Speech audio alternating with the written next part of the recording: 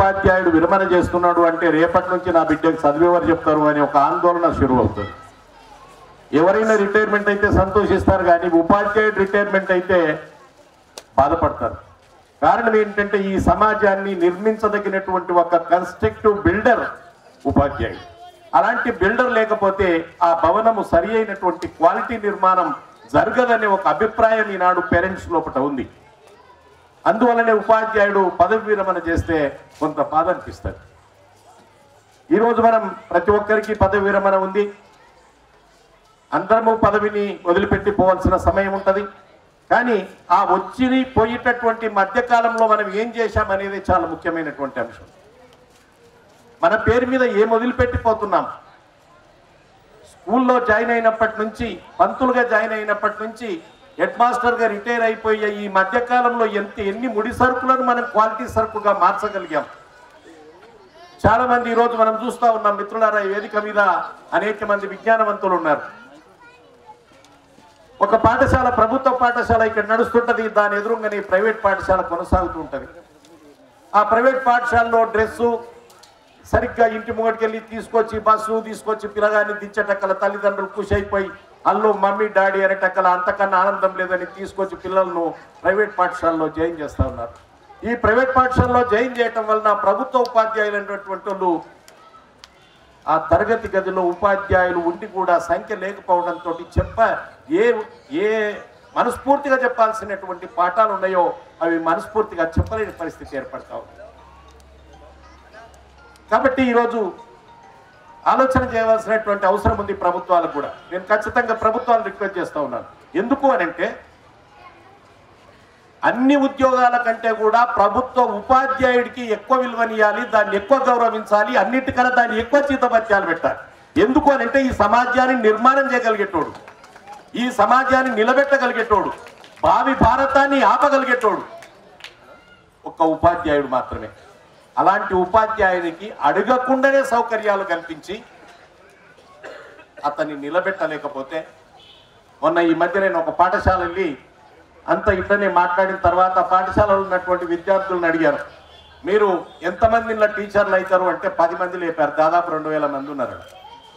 కలెక్టర్లు ఎంతమంది అవుతారంటే సగానికి సగం మంది లేపారు.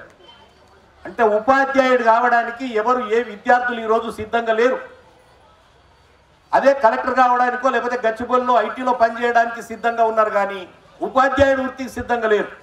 నేను ఇక్కడ ప్రశ్నించేది ఏంటి సమాజాన్ని అంటే, ఒక ఉపాధ్యాయుడే లేకపోతే నువ్వు కలెక్టర్ దాకా ఎట్లా పోతావు, ఇంజనీర్ దాకా ఎట్లా పోతావు, నువ్వు ఐటీ దాకా ఎట్లా పోతావు అనే విషయాన్ని ఇక్కడ గుర్తించాలి. ఇక్కడ ప్రథముడు ఉపాధ్యాయుడు, కానీ ఉపాధ్యాయ వృత్తి పోవడానికి ఎవరు సిద్ధంగా లేరు.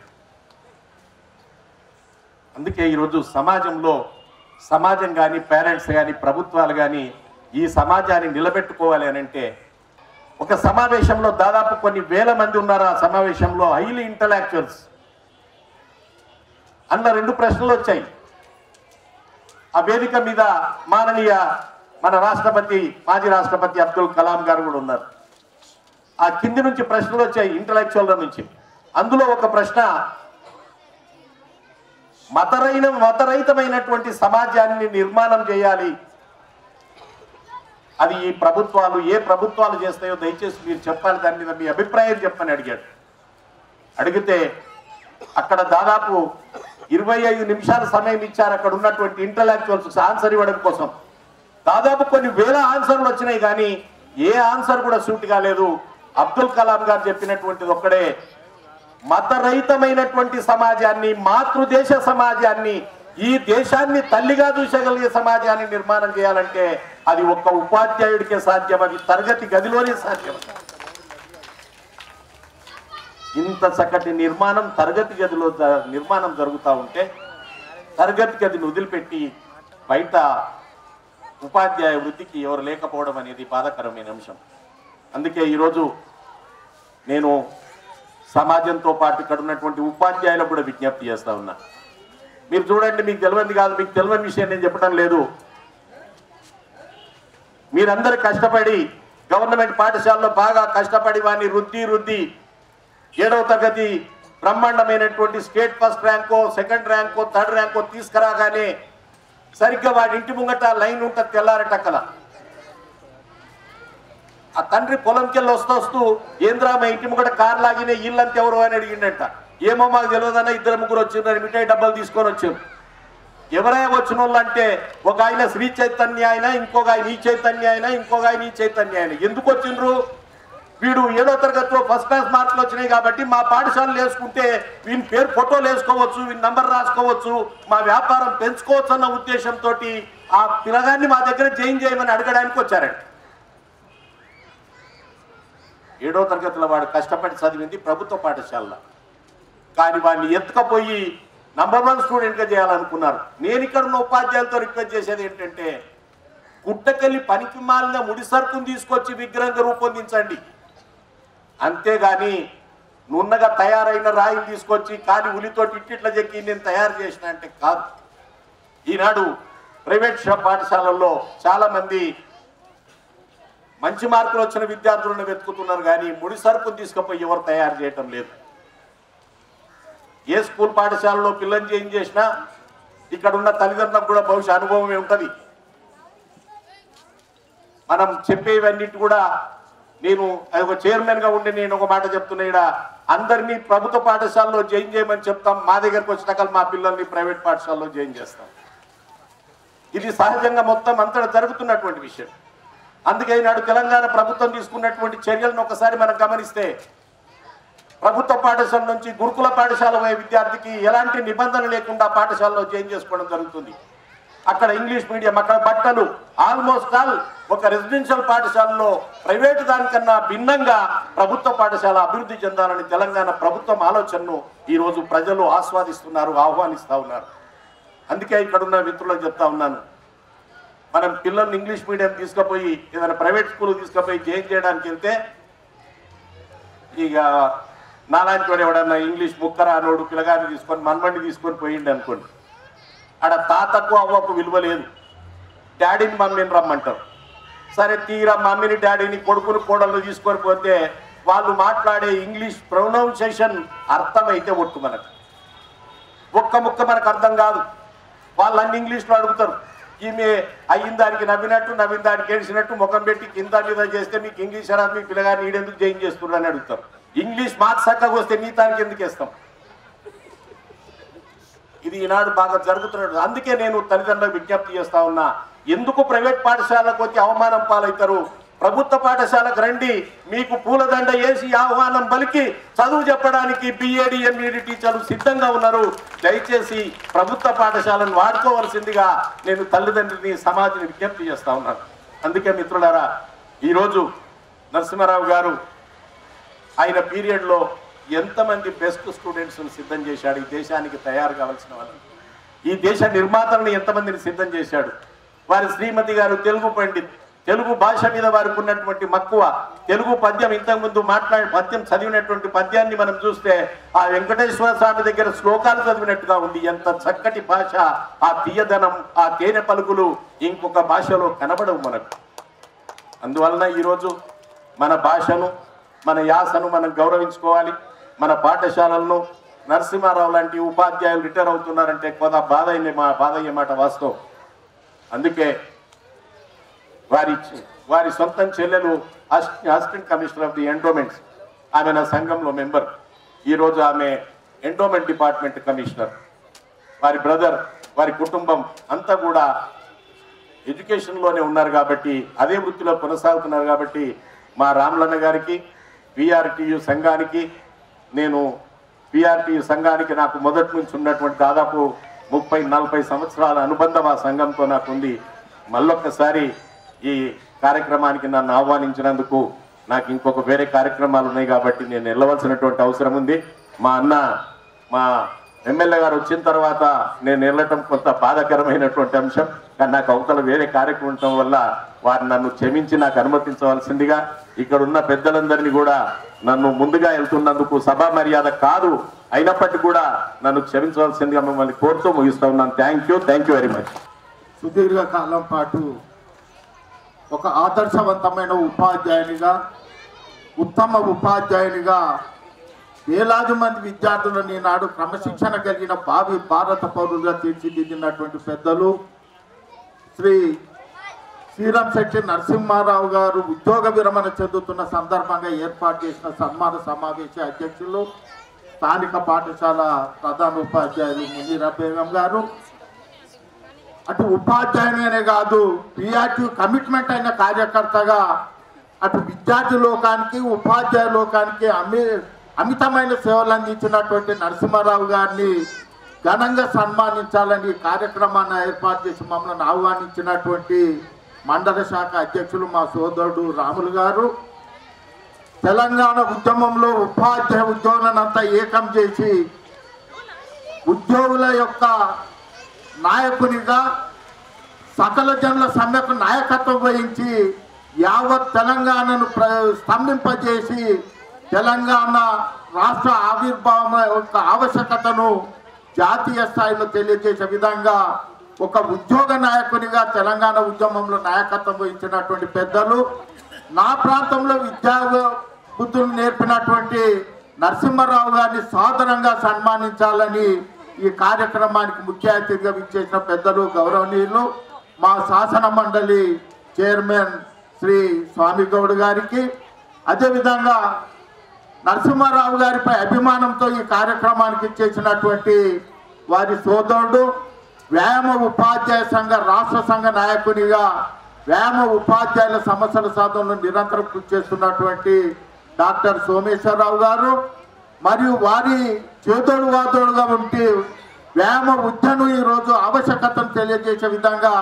ఎంతోమంది విద్యార్థులను క్రీడాకారులుగా తీర్చిదిద్దుతున్నటువంటి మరి ఒక రాష్ట్ర వ్యాయామ సంఘ ప్రధాన కార్యదర్శి రాఘవరెడ్డి గారు, మరియు ఒక పిఆర్టీ కమిట్మెంట్ అయిన కార్యకర్తగా విద్యారంగానికి ఉపాధ్యాయ లోకానికి సేవ చేసినటువంటి నరసింహారావు గారిని సాదరంగా సన్మానించాలని ఈ కార్యక్రమానికి చేసినటువంటి మా పిఆర్టీ జిల్లా అధ్యక్షులు జగన్మోహన్ గుప్తా గారు, ప్రధాన కార్యదర్శి గోవర్ధన్ యాదవ్ గారు, నా ప్రాంతంలో ఒక ఉపాధ్యాయునిగా సేవలు అందించినటువంటి నరసింహారావు గారిని సాదరంగా సన్మానించాలని ఈ కార్యక్రమానికి చేసిన మండల విద్యాధికారి వెంకటయ్య గారు, మరియు వారిపై అభిమానంతో ఈ కార్యక్రమానికి చేసినటువంటి స్థానిక నాయకులు, వివిధ సంఘాల రాష్ట్ర జిల్లా బాధ్యులకు మరియు విశ్రాంత ఉపాధ్యాయులకు, వారిపై అభిమానంతో విచ్చేసిన వారి బంధుమిత్రులకు, సోదరు ఉపాధ్యాయులందరికీ పేరు పేరున నమస్సుమాంజలు తెలియజేస్తున్నా. నరసింహారావు గారు ఉపాధ్యాయుని ఎంత కమిట్మెంట్ అయిన వ్యక్తో పిఆర్టీ కార్యకర్త కూడా అంత కమిట్మెంట్ అయిన వ్యక్తి అనే విషయాన్ని మీకు తెలియజేస్తున్నాను. దాదాపు నేను 2000 సంవత్సరంలో జిల్లా అధ్యక్షునిగా బాధ్యతలు చేపట్టినప్పటి నుంచి పిఆర్టీ సంఘం ద్వారా ఏ కార్యక్రమం చేపట్టినా నరసింహారావు గారు లేనటువంటి కార్యక్రమం లేదంటే అతిశయోక్తి కాదనే విషయాన్ని మీకు తెలియజేస్తున్నాను. వాళ్ళ ప్రధాన ఉపాధ్యాయుల వారు మునీరా బేగం గారు చెప్పడం జరిగింది, నేను చాలాసార్లు ప్రయత్నం చేసినా నరసింహారావు గారి కన్నా ముందుగా రావాలని ప్రయత్నం చేస్తే అది నా నుండి సాధ్యం కాలేదని చెప్పడం జరిగింది. వారు విద్యా ఉపాధ్యాయులుగా పాఠశాలకు ఏ విధంగా ఇన్ టైంలో వస్తాడో పిఆర్టీ కార్యక్రమంలో ఏ సదస్సు ఏర్పాటు చేసినా ఏ ధర్నా ఏర్పాటు చేసినా అక్కడ కూడా అందరికన్నా ముందుండే వ్యక్తి నరసింహారావు గారు అనే విషయాన్ని మీకు తెలియజేస్తున్నారు. అదే వారి యొక్క కమిట్మెంట్ ఇటు వృత్తిపరంగా కానీ సంఘపరంగా కానీ. అందుకే వారిని ఈరోజు జిల్లా ఉత్తమ ఉపాధ్యాయునిగా జిల్లా అధికారులు గౌరవించినటువంటి విషయాన్ని మీకు తెలియజేస్తున్నారు. ఆ విధంగా ఒక కమిట్మెంట్ అయిన ఉపాధ్యాయునిగా, ఒక ఆదర్శవంతమైన ఉపాధ్యాయునిగా, భావి తరాలకి ఒక ఆదర్శవంతమైన వ్యక్తిగా నరసింహారావు గారు ఒక ఆదర్శవంతమైన ఉపాధ్యాయునిగా, ఉత్తమ ఉపాధ్యాయునిగా విద్యారంగానికి చేసినటువంటి సేవ అమూల్యమైనది, అమోఘమైనది అనే విషయాన్ని మీకు తెలియజేస్తున్నాను. అదేవిధంగా ఒక కమిట్మెంట్ అయిన కార్యకర్తగా నేను ఒక ఉపాధ్యాయ సంఘ బాధ్యతలు ఉన్నా లేకున్నా సరే ఉపాధ్యాయుల యొక్క మన్నను పొందే విధంగా ఈనాడు పెద్ద సంఘమైనటువంటి పిఆర్టీ సంఘంలో ఒక కమిట్మెంట్ అయిన కార్యకర్తగా, నాయకునిగా ఉపాధ్యాయ లోకానికి సేవ చేసినటువంటి వ్యక్తి నరసింహారావు గారు అనే విషయాన్ని మీకు తెలియజేస్తున్నాను. అలాంటి ఎందుకనంటే వారు సుదీర్ఘకాలం పాటు ప్రైవేటు విద్యా సంస్థల్లో పనిచేసిన ఉపాధ్యాయునిగా, వారు ఒక ఆదర్శవంతమైన ఉపాధ్యాయుని వారు చేసినటువంటి సేవ అమూల్యమైనది, అమోఘమైనది అనే విషయాన్ని మీకు తెలియజేస్తున్నారు. ఈనాడు ఏ వ్యక్తికి దక్కనటువంటి అవకాశం ఈనాడు ఉపాధ్యాయ వృత్తిదారులు మనకు దక్కుతున్నది.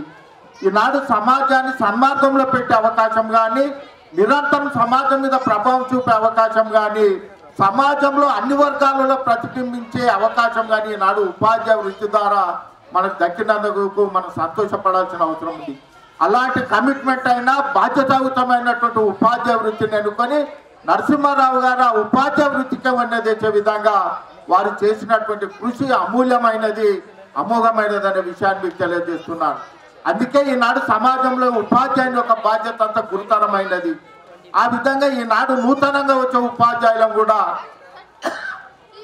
మన వృత్తి గౌరవాన్ని పెంచే విధంగా, వయస్సులో మన యొక్క గౌరవాన్ని పెంపొందించే విధంగా కృషి చేయాల్సిన ఆవశ్యకత ఉందనే విషయాన్ని మీకు తెలియజేస్తున్నాను. ఎందుకనంటే ఈనాడు సమాజం అంతా ఎదురు చూస్తున్నది, సమాజంలో ఏ మార్పు తీసుకురావాల్సిన ఒక ఉపాధ్యాయుని వల్లనే సాధ్యమవుతుందని సమాజం ఏ విధంగా అయితే భావిస్తుందో ఆ అవకాశాన్ని సద్వినియోగపరుచుకొని ఈనాడు మనం ఈ సమాజాన్ని ఒక సన్మార్గంలో క్రమశిక్షణ కలిగిన భారత పౌరులతో తయారు చేసే విధంగా కమిట్మెంట్గా కృషి చేయాల్సిన ఆవశ్యకత ఉందనే విషయాన్ని మీకు తెలియజేస్తున్నాను. అందుకే అబ్దుల్ కలాం గారు అన్నారు, రాష్ట్రపతి పదవి తర్వాత వాళ్ళు ఉపాధ్యాయ వృత్తిని ఎన్నుకున్నారంటే ఉపాధ్యాయ వృత్తి ఎంత పవిత్రమైందో, ఎంత బాధ్యతాయుతమైందో ఒకసారి ఆలోచన చేయాల్సిన అవసరం ఉందనే విషయాన్ని మీకు తెలియజేస్తున్నాను. వారు రాజకీయాలకు ఖచ్చితంగా ఎలాంటి రాజకీయ వాసన లేకుండా ఒక శాస్త్రవేత్తగా భారతదేశ రక్షణలో వారు చేసినటువంటి కృషికి ఈరోజు భారత ప్రజలు వారిని రాష్ట్రపతిగా అవకాశం ఇచ్చినటువంటి విషయం మన అందరికీ విదితమే. వారు ఎలాంటి రాజకీయ పార్టీకి సంబంధించినటువంటి వ్యక్తి కాదు. ఆ విధంగా వారు ఒక దేశ ప్రజల సంరక్షణ గురించి ఒక క్షిపణి పితామహునిగా సేవ చేసినటువంటి వ్యక్తి రాష్ట్రపతిగా వారు బాధ్యతను స్వీకరిస్తే ఒకసారి వారు అక్కడ ఉన్న కొంతమంది మేధావులతో ఇంటరాక్ట్ అయ్యేటప్పుడు ఒక వ్యక్తి వారిని అడగడం జరిగింది, అయ్యా నువ్వు ఎలాంటి రాజకీయ వాసన లేకుండా ప్రత్యేకంగా ఈరోజు భారత రాష్ట్రపతిగా మీరు పదవి బాధ్యతలు చేపట్టారు, మీరు ఈ భారతదేశాన్ని కుల మత రహిత భారతదేశంగా తీర్చిదిద్దడానికి మీరు చేపట్టే చర్యలు ఏంటి, మీరు చేసే కార్యక్రమాలు ఏంటి అని వారిని అడిగితే వారు ఇచ్చినటువంటి జవాబు ఏంటిదంటే, అయ్యా అది రాష్ట్రపతిగా నాకు సాధ్యం కాదు, కుల మత రహిత భారతదేశాన్ని తీర్చిదిద్దేది ఒక ఉపాధ్యాయునికి మాత్రమే సాధ్యమవుతుందంటే ఉపాధ్యాయుని యొక్క బాధ్యత ఎంత ఉన్నతమైందో ఒకసారి ఆలోచన చేయాల్సిన అవసరం ఉంది. అలాంటి ఉపాధ్యాయ వృత్తిని అనుకున్నటువంటి నరసింహారావు గారు ఒక కమిట్మెంట్ అయిన ఉపాధ్యాయునిగా వారి సేవలు అందించడం జరిగింది. అందుకే ఈనాడు సమాజంలో వ్యక్తికి దక్కనటువంటి గౌరవం మన ఉపాధ్యాయునిగా దక్కుతున్నందుకు నిజంగా మనం గర్వపడాల్సిన అవసరం ఉందనే విషయాన్ని మీకు తెలియజేస్తున్నాను. ఎందుకనంటే దయచేసి ఉపాధ్యాయులను మిమ్మల్ని కోరుతున్నా, ఏదైనా సరే మన వ్యవస్థను కాపాడుకునే విధంగా, మన వ్యవస్థ మీద ప్రజల్లో నమ్మకం కలిగే విధంగా మనం కష్టపడ్డప్పుడు మాత్రమే మన ఉనికి ఉంటుంది, మన ఉనికిని కాపాడుకున్న వాళ్ళం అవుతామనే విషయాన్ని మీకు తెలియజేస్తున్నాను. నరసింహారావు గారు ఈరోజు అదృష్టవంతులు. వారు ఉద్యోగం చేసిన కాలంలో విద్యా వ్యవస్థ పురోభివృద్ధి దశలో ఉన్నది. కానీ భవిష్యత్తును ఆలోచన చేసినట్లయితే తిరోగమన స్థితిలో స్టార్ట్ అవుతుంది కనుక ఆ విధంగా తిరోగమన స్థితికి రాకుండా మన వ్యవస్థను కాపాడుకునే విధంగా మనమంతా పనిచేయాల్సిన అవసరం ఉన్నది. ఆ విధంగా మన వ్యవస్థ ఉన్నప్పుడు మాత్రమే మనం ఉండుకుంటుంది కనుక తప్పకుండా మన హ్యాబిటేషన్లో ఉన్న ప్రతి బడీడు పిల్లని మన పాఠశాలలో చేర్చే విధంగా కృషి చేయాల్సిన అవసరం ఉందనే విషయాన్ని మీకు తెలియజేస్తున్నాను. ఈ సమస్యలన్నిటికీ మాకు వదిలిపెట్టండి, ప్రభుత్వంతో ప్రాతినిధ్యం వహించి అవి సాధించే విధంగా ప్రయత్నం చేద్దాం. ఇక్కడ ఉద్యోగ సంఘ నాయకునిగా మండలి చైర్మన్గా స్వామి గౌడ్ గారు ఉన్నారు. తప్పకుండా మేమంతా మన ఉపాధ్యాయ ఉద్యోగుల సమస్యల గురించి పోరాటం చేస్తాం. కానీ మన వ్యవస్థను కాపాడుకునే విధంగా మనము కష్టపడాల్సిన అవసరం ఏర్పడదనే విషయాన్ని కూడా మీకు తెలియజేస్తున్నాను. అందుకే ఈనాడు ఏ వ్యక్తికైనా ఉద్యోగ విరమణ ఉందో ఏమో కానీ ఉపాధ్యాయునికి మాత్రం ఉద్యోగ విరమణ లేదు. ఏ అధికారి ఉద్యోగ విరమణ చేసిన తర్వాత నేను ఆఫీస్కి వస్తా అంటే రానియ్యరు. ఓ ప్రజాప్రతినిధి తన టర్మ్ అయిపోయిన తర్వాత నేను కంటిన్యూ అవుతా అంటే ఈ సమాజం ఒప్పుకోదు.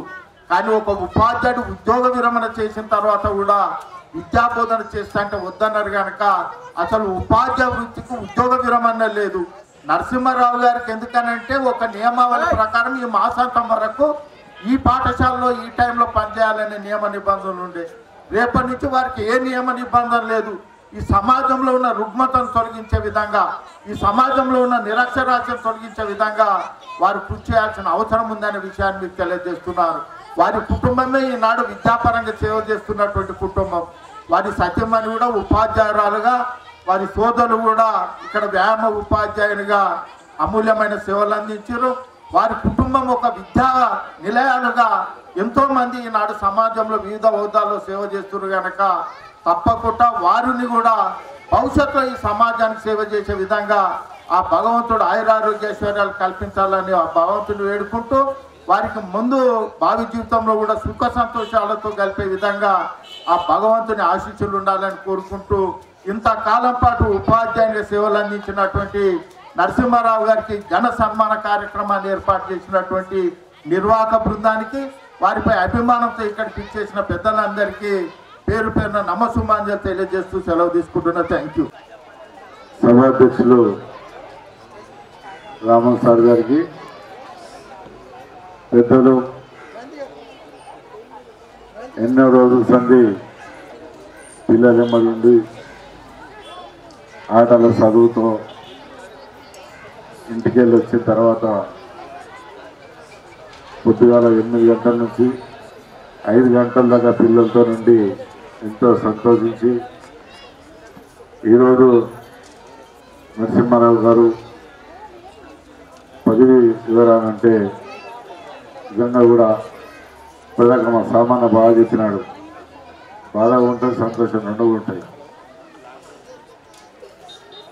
వేదిక మీద పెద్దలు మల్లేశన్న గారు, కేశవన్న గారు, ప్రతాపన్న గారు, ఇంకా ఇక్కడ వచ్చేసిన ఉపాధ్యాయులందరికీ, ముందు కూర్చున్న తల్లిదండ్రులు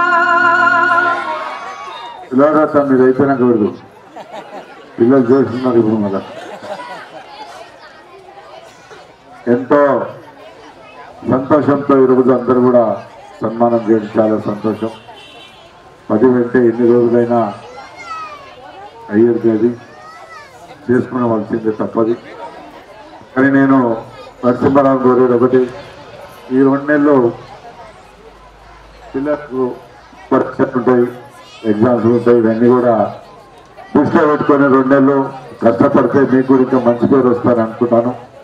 ఎందుకంటే మీరు పోయిన తర్వాత మళ్ళీ ఉపాధ్యాయులకి రావాలంటే కూడా కొత్త లేరు. పిల్లల చదువు అనేది కొంచెం వెనుకబడుతుంది. ఈ 2 నెలలు కష్టపడి వాళ్ళని చదివిస్తే కూడా బాగుంటుంది, మీకు మంచి పేరు వస్తారని కూడా చెప్తున్నాను. ముఖ్యంగా ఈరోజు గవర్నమెంట్ స్కూల్లో చాలామంది, నేను ఎమ్మెల్యే అయినాక చూస్తాను, 10 సంవత్సరాల లోపల స్కూల్ బిల్డింగ్ కూడా చాలా కట్టేయడం జరిగింది. అన్నీ చూస్తున్నాను గవర్నమెంట్ స్కూల్లో. మైలార్దోపల్లి కానీ, గణేష్ నగర్ కానీ, పద్మశాలిపురం, బుద్ధివేల్, మణికొండ, ఇవన్నీ కూడా చాలా స్కూల్ కూడా కట్టేయడం జరిగింది. కానీ ఈరోజు ప్రైవేట్ స్కూల్లో దాటిగా గవర్నమెంట్ స్కూల్లో చదువు చెప్పడం జరుగుతుంది. ఉపాధ్యాయులందరూ కూడా బాగా చదువు చెప్తున్నారు. గవర్నమెంట్ స్కూళ్ళల్లో ఈరోజు ఇంకొక స్కూళ్ళలో పిల్లల్ని వేయాలంటే లేదు సార్, బాగా పిల్లలు భర్తీ అయిపోయారు లేదని అంటున్నారు. కానీ ఎందుకు తెలంగాణ ప్రభుత్వం వచ్చిన తర్వాత పిల్లలకు మధ్యాహ్నం భోజనం పెట్టడం మంచిగా, ఉపాధ్యాయులు కూడా చదువు బాగా చెప్పడంతో ఇలా గవర్నమెంట్ స్కూళ్ళలో ఎక్కడ కూడా మార్కులు బాగా రావడం జరుగుతుంది. అందుకని చాలా సంతోషం. ఇలాంటి గవర్నమెంట్ స్కూళ్ళలో కూడా, ఎందుకంటే ఉపాధ్యాయులు రిటైర్మెంట్ అయిపోయిన తర్వాత ఉపాధ్యాయులు ఎంబడే ఇస్తే బాగుండేదని ఆ ప్రొఫెసర్ మన దగ్గర లేదు, అది ఒక ఇబ్బంది ఉంటుంది. పిల్లలు బాగా చదువుకొని ఇప్పుడు పరీక్షలు ముంగట మళ్ళీ మీరు లేని లోటు కొంచెం వాళ్ళకి ఇబ్బంది అవుతుంది. ఎందుకంటే దీన్ని దయచేసి మీరు చూసి ఈ 2 నెలలు ఎట్నో పిల్లలకు చదువు చెప్తే కూడా బాగుంటుంది నేను కోరుతున్నాను. ముఖ్యంగా ఎంతో ఇక్కడనే కాదు, ఏ స్కూల్లో గవర్నమెంట్ స్కూల్లో కానీ ఉపాధ్యాయులు ఎంతో బాగా చదువు చెప్తున్నారు. ఆ చదువు చెప్పబట్టుకని ఇలా గవర్నమెంట్ స్కూల్ ఎంతో మార్కులు కూడా రావడం చాలా జరుగుతున్నాయి.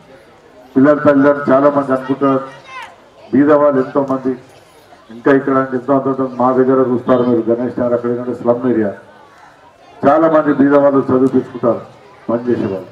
కానీ అలా పిల్లలు కూడా ఎంతో సిస్టమేటిక్గా, పిల్లలు ఇప్పటిదా చూసినాం మనం డ్యాన్సులు చేస్తుంటే, వాళ్ళు ఎంతో కష్టపడి ఉపాధ్యాయులు పని చెప్పినట్టుగా, ఉపాధ్యాయులు అంటే గురువుతో సమానం అనుకుని వాళ్ళు మాటించి ఈరోజు ఎంతో ముందుకు వచ్చినారు. వాళ్ళు మీ చేయి మీద ఇప్పటిదాకా ఎంతోమంది ఎంత పెద్ద చదువులు జరిగి ముందుకు పోవచ్చు. అందుకని వాళ్ళందరినీ కూడా అభినందిస్తూ, మీరు కూడా ఏదేమైనా ఇళ్ళకాలం నిండా 100 ఏళ్ళు అశ్వాత్తులు ఉండాలని చెప్పి మీరందరూ ఎంతో మంచి అవకాశం మాకు ఇవ్వడం, ప్రతిసారి కూడా నేను ఎక్కడ కూడా ఎప్పుడైనా ఒక్కరిద్దరు మిస్ కావచ్చు ఎమ్మెల్యే అయినా కానీ నేను చాలా సన్మానం కావడం జరుగుతుంది అందరినీ కూడా వాళ్ళందరి ఆశీర్వాదం నేను కూడా తీసుకొని ఎందుకంటే ఇలాంటి గురురాజు ఆశీర్వాదం దొరకడం కూడా మనకు గొప్ప అదృష్టం. ఎందుకంటే అందుగురించి నేను ఎప్పుడు చెప్పినా ఏ ప్రోగ్రాం చెప్పినా వస్తున్నాను. గవర్నమెంట్ స్కూళ్ళలో మనకు ఎప్పుడైనా నేను చెప్తున్నాను. ప్రైవేట్ స్కూల్ కూడా చాలా ప్రైవేట్ స్కూల్ వాళ్ళైతే వాళ్ళు మనం ఏదైతే మీటింగ్ ఏది కూడా చేయరు. అందుకని నేను అందరినీ కూడా అభినందిస్తూ అందరినీ కూడా ఇంత మంచి కార్యక్రమం చేసినందుకు మరొకసారి నరసింహారావు గారికి వాళ్ళందరికీ సత్యమంది అందరూ కూడా హృదయపూర్వక నమస్కారాలు చెప్తూ నేను వస్తున్నాను.